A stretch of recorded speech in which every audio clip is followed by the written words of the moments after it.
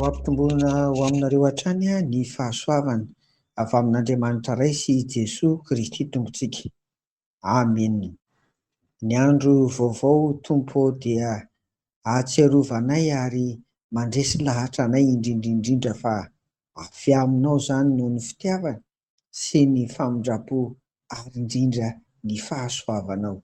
Koa misaotra indrindra ny amin'ity andro vaovao omenao anay ity amin'ny anaran'i Jesoa. Amena. Ry havana, nanomboka tamin'ny alatsinainy isika dia niaraka nijery ny amin'ireo fomba samihafa tokony atao mba havelona ny finoana. Nambara tamin'izany ary fa ny fandraisana anjara mavitrika amin'ny fanompoana amin'ny lafin'ny liturjia amin'ny fiangonana dia anisan'ny mamelona ny finoantsika.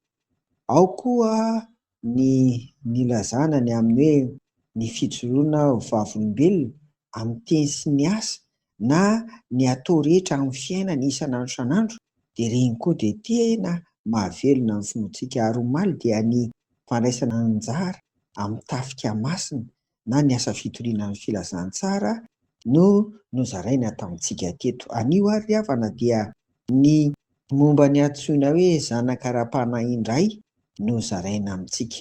Lôjika mihitsy raha ny olombelona no manana taranaka dia toy izany koa ny ara-panahy. Ny mpino velon'ny finoana ry havana dia manana zanaka ara-panahy, zanaka amin'ny finoana an'i Jesosy Kristy. Andeha angentsika ka ohatra ny amin'izay nataon'ny apôstôly Paoly. Izy dia nahana telo. Voalohany amin'izany dia Timoty. Izy dia natsoiny hoe tena zanako amin'ny finoana. Jereo ary ny Timoty voalohany, toko voalohany andininy faharoa. Timoty voalohany, toko voalohany andininy faharoa. Dia tahaka izany koa Titosy ny faharoa, izay natsoiny hoe tena zanako amin'ny finoana imbonantsika. Izany dia hita ao amin'ny Titosy toko voalohany andininy fahaefatra. Titosy toko voalohany andininy fahaefatra. Ary fahatelo dia i Onesimosy. Io kosa indray dia natsoiny hoe zanako izay naterako teto amin'ny fifatorako. Io dia hitantsika ao amin'ny Filemona andininy fahafolo. Filemona tsisy toko satria taratasy iray ihany dia ny andininy fahafolo no ahitantsika an'izany. Filemona. Ry havana, efa mba firy taona izao no nampandray fanasan'ny Tompo anao? 10 sa 20 sa mihoatra an'izay? Izao kosa e. Raha mba efa mihoatra ny 520 na 30 taona kosa raha ranofo dia efa tokony efa miteraka izany. Misy aza moa lasa alohan'izany. Fa izao e, lafo ny ara-panahy ity. Porofoy ary fa velon'ny finoana ianao e. Efa manan-janaka ara-panahy, miorina ao amin'ny fiangonana amin'ny finoana an'i Jesosy Kristy. Ireto ary misy hevitra na koa hoe torohevitra vitsivitsy mba azahoana manatanteraka an'izany. Jereo reny vao niraisina ho mpandray fanasan'ny Tompo ireny. Ireny matetika dia mila fanabeazana, mila fanampiana ary dia mba ahatonga ny hoe mitsingerina ny herintaona dia mbola reny izy rehetra.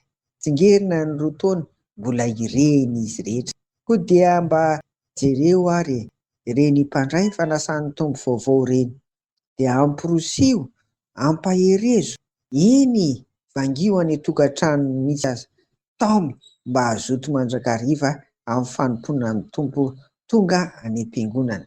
Dia tahaka izany koa ireo antsoina hoe malaindaina na kamokamo mandeha mivavaka. Ary indrindra moa izy ireny raha mifanakaiky ny trano misy anareo ry havako dia izao mba taony izy ireny, vangivangio izy ireny, alaivo namana izy ireny, ataovy toy ny iray tapo mihitsy. Raha mety izao teniko izao dia tena tsara. Tantany mba ho tonga isaky ny alahady any amin'ny fiangonana izy ireny. Na ny mpandray teo na ilay somary malaindaina nambara teo dia aza mialana raha tsy efa hitanao fa tafatoetra ao amin'ny Jesosy ny finoana, miorina ao amin'ny fiangonana ka ao ny andrasany koa ny fiavian'i Jesosy Kristy Tompo.